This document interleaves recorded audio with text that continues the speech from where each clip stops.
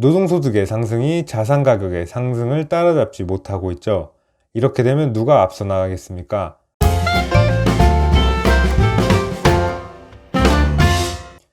만리는 못 봐도 백리 앞은 보고 살자. 안녕하세요. 권선생의 명견백리의 권선생입니다. 오늘은 정부 정책대로 부동산 시장이 흘러간다면 계층의 고착화가 일어날 소지가 높다는 내용을 말씀드리고자 합니다. LTV 축소와 대출 금지를 필두로 한 수요를 억제하는 정책들로 인해 내 집 마련 및 상급 지동이 점점 어려워지고 있습니다. 2030 분들은 꼭 시청해 주시고요. 2030 자녀를 두신 5060 분들도 꼭 한번 참고 부탁드립니다. 자, 먼저 기사 두 꼭지 보고 시작하겠습니다. 09년과 19년의 대기업 대졸 초임입니다. 왜 대졸 초임을 들고 왔냐 하시면은 과거나 지금이나 중산층으로 진입하는 혹은 중산층 수성을 위한 가장 보편적인 루트가 S사, H사 등 대기업 취직이기 때문이에요. 소수 특출난 전문직 분들을 제외하고 무자본으로 맨 땅에서 만들 수 있는 맥시멈 아웃풋이 대기업입니다. 이를 좀 더 수월하게 하기 위해서 인서울 좋은 학교들을 들어가려고 노력하는 거고요. 보시면 09년부터 19년까지 대졸 초임 기준으로 약 32% 늘어났습니다. 3천에서 4천이 되었네요. 업종마다 차이는 있겠지만 대략 이 정도 수준입니다. 이게 왜 중요하냐면 우리나라 기업들은 대부분 호봉제를 채택하고 있고 호봉제 하에 임금은 연간 물가 상승률 정도의 상승률만을 제공하기 때문에 이 수준이 평생 기대소득이라고 보시면 됩니다.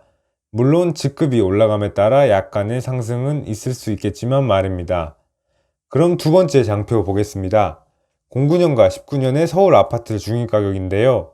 중위가격은 쉽게 말씀드리면 서울에서 제일 비싼 아파트부터 제일 싼 아파트를 나래비 세웠을 때 가장 중간에 있는 가격입니다.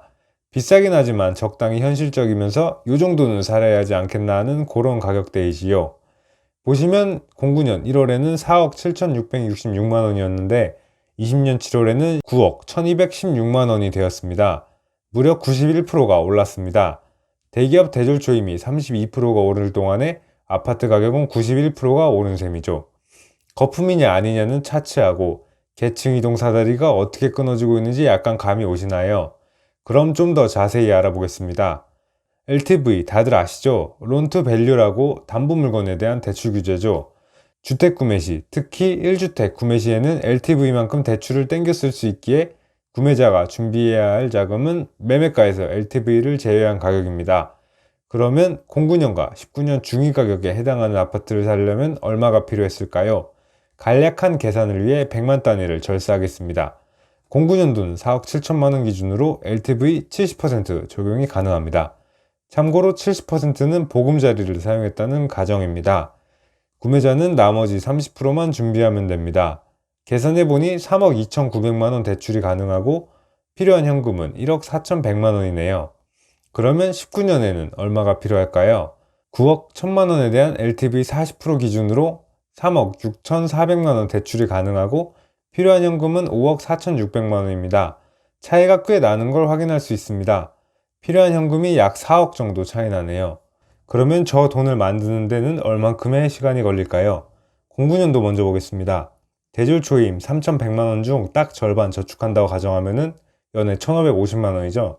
그러면은 1억 4,100만 원까지 딱 9년입니다. 9년 잘 기억해 두시고요. 같은 조건으로 19년도를 보겠습니다. 대졸 초임 4,100만 원 기준으로 딱 절반 저축하면은 연에 2,050만 원입니다. 5억 4,600만 원까지 26년 걸리네요. 대기업에 입사하여 서울 중위가격에 해당하는 아파트를 사는데 09년에는 9년이었던 것이 19년에는 26년이 되었습니다. 10년 사이에 대략 17년만큼의 격차가 생겼네요. 9억짜리 아파트니까 당연히 돈이 더 많이 필요해야 하는 거 아니냐 하시는데 요지는 똑같이 대기업 입사를 가정했고 09년도 4.7억이나 19년도 9.1억이나 둘 다 중위가격에 해당하는 아파트예요. 같은 조건이라는 얘기입니다. 노동소득의 상승이 자산 가격의 상승을 따라잡지 못하고 있죠. 이렇게 되면 누가 앞서 나가겠습니까? 열심히 공부해서 명문대에 대기업 입사한 아무개보다 핵심지에 부동산을 깔고 있는 집안 자제분인 홍길동이 더 앞서 나가는 거죠. 요새 뉴스에 증여 많다고 하죠. 괜히 나오는 얘기들은 아닙니다. 아무튼 개인의 능력보다 개인이 속한 집안의 능력이 더 중요해지면 개인이 본인 힘만으로 계층을 뛰어넘기가 불가능해집니다.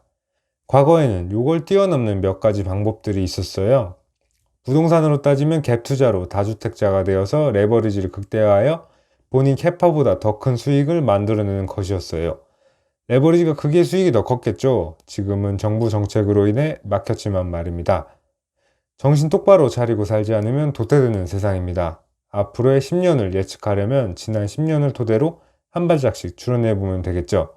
이 영상을 보고 계신 분들이 2030이시면 본인이 주택에 대해서 어떤 포지션을 취해야 할지 생각해 보시고요.